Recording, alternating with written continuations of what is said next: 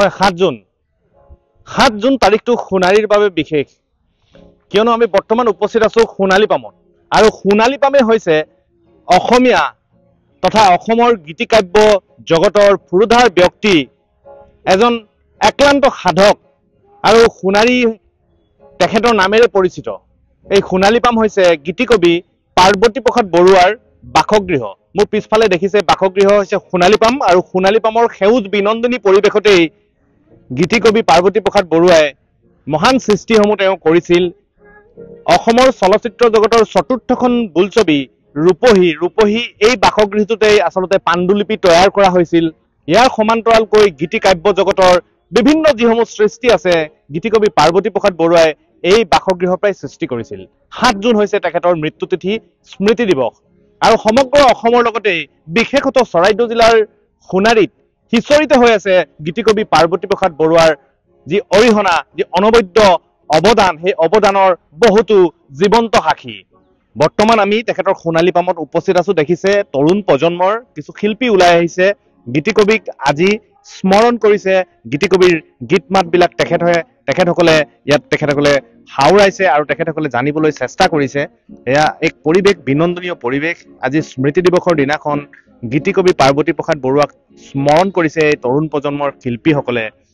বিগত বৰ্ষসমূহত গীতিকবিৰ এই বাসগৃহ সংৰক্ষণ কৰাৰ লগতে তেখেতৰ যি সমাধি ক্ষেত্ৰ সংৰক্ষণ কৰাৰ ক্ষেত্ৰতো বিভিন্ন দাবী দাবা উত্থাপন হৈ আহিছে আৰু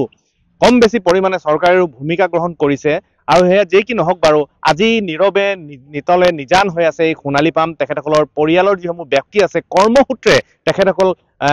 এই পৃথিৱীৰ ভিন্ন প্ৰান্তত আচলতে তেখেতসকলে বসবাস কৰিবলগীয়া হৈছে আৰু কিন্তু এই সোণালী পাম কিন্তু নিৰ্জান হৈ আছে নিস্তব্ধতা আছে কিন্তু তাৰ মাজতেই তৰুণ প্ৰজন্মৰ শিল্পীসকল ওলাই আহিছে মই চিনাকি কৰি দিব বিচাৰিছো প্ৰথমতে প্ৰত্যাশী কলিতা সোণাৰীৰ উদ্যমান গায়িকা সমান্তৰালকৈ আছে মৌপ্ৰিয়া উঠি অহা প্ৰজন্মৰ শিল্পী আমি প্ৰথমতে এটা কথা জানি ল'ব বিচাৰো গীতিকবি পাৰ্বতী প্ৰসাদ বৰুৱাৰ কথা সকলোৱে জানে সৰুতে হয়তো সকলো গায়ক গায়িকাই গীত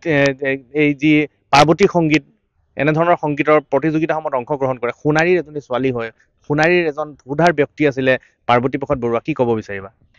হয় নমস্কাৰ আজি যেহেতু গীতিকবি পাৰ্বতী প্ৰসাদ বৰুৱাদেৱৰ মৃত্যু তিথি অসমৰ গীতি সাহিত্য জগতখনৰ এটা চিৰস্মৰণীয় নাম পাৰ্বতী প্ৰসাদ বৰুৱাদেৱ আচলতে গীতিকবিজনাই কৰ্মসূত্ৰে আমাৰ চৰাইদেউ জিলাৰ সোণাৰীতে তেখেতে বসবাস কৰিছিল আৰু আমি গৌৰৱ অনুভৱ কৰোঁ যে আমি সেই সোণাৰীৰে জীয়ৰী ইয়াৰ জৰিয়তে এটাই ক'ব বিচাৰিম যে আপোনালোকে দেখিছে বৰ্তমান আমি তেখেতৰ যিসমূহ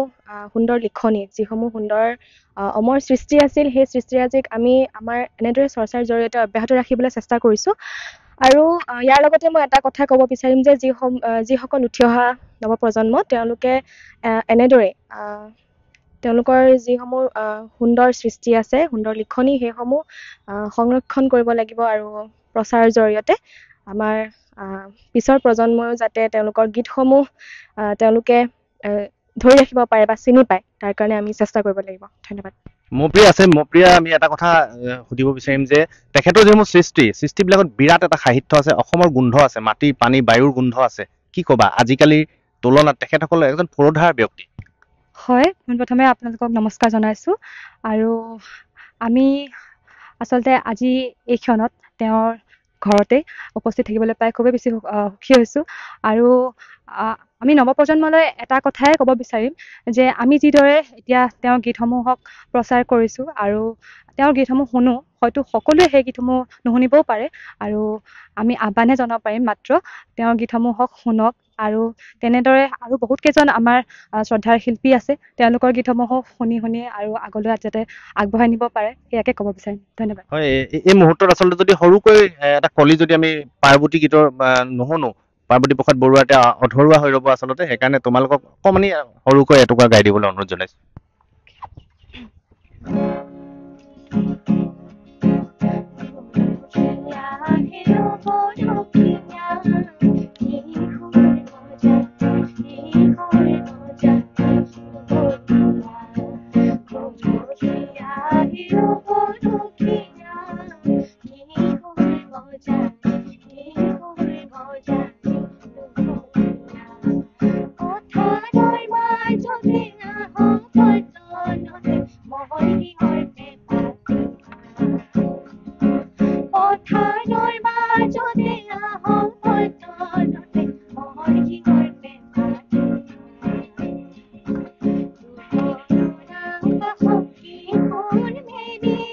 জগতি জানো